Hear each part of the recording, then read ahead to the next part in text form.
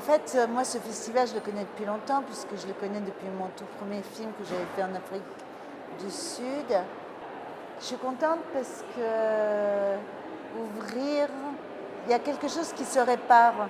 J'avais fait un film qui s'appelait Casse criminel et qui était sélectionné.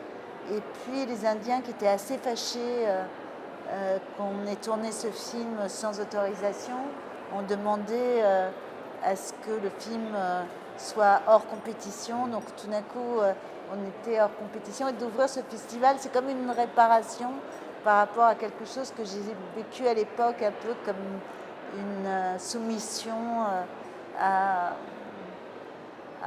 des demandes, des pressions.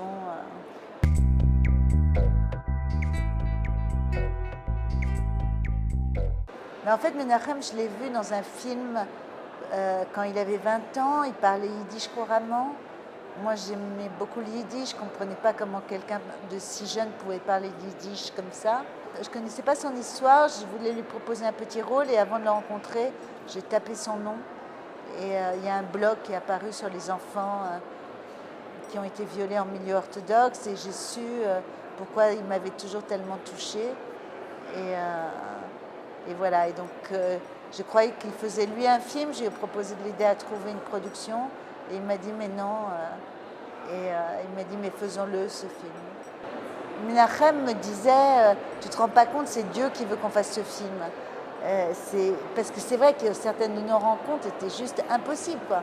C'est-à-dire on n'en revenait pas, on en était bouche bée. Et en même temps c'était si naturel.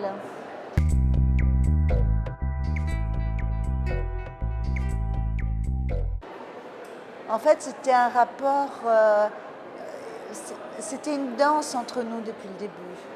On n'est pas rentré du même pied dans le film, mais on s'est accordé de plus en plus. La première scène qu'il y a dans le film, c'est une scène où il me balance son histoire au visage. C'était un soir où il ne voulait pas tourner. Moi, je voulais absolument qu'on tourne. Et du coup, on a été sur la plage, qui n'était pas loin de chez lui. Il avait un t-shirt horrible, donc je lui ai dit enlève ton t-shirt. Et il s'est retrouvé torse nu devant moi. Et il m'a balancé son histoire et aussi la berceuse de mon enfance. Et moi, j'ai beaucoup aimé ça parce que du coup, c'est sorti sans complaisance. C'est sorti comme un combat de boxe.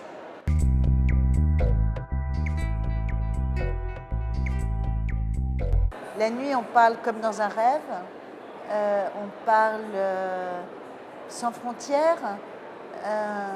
On prend plus le temps, on erre.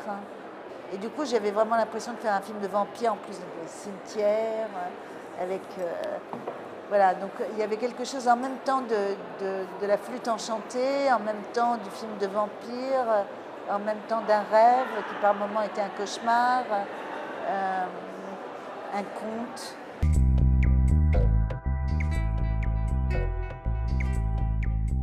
D'abord, moi, quand je filme, je suis invisible, je ne sais pas pourquoi. Mais c'est tellement organique que c'est comme ça.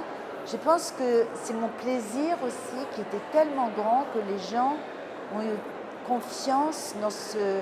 Je souriais tout le temps pendant que je filmais. Mais ce n'était pas un jeu, c'était plus fort que moi. Je me disais, mais quelle chance j'ai d'être à cet endroit-là. Je veux dire, pourquoi me laisse-t-on passer comme ça ? Donc c'était totalement improbable. C'était aussi Menachem, qui est le meilleur ouvre-boîte du monde. Il y avait le chant de Menachem qui attirait tout le monde.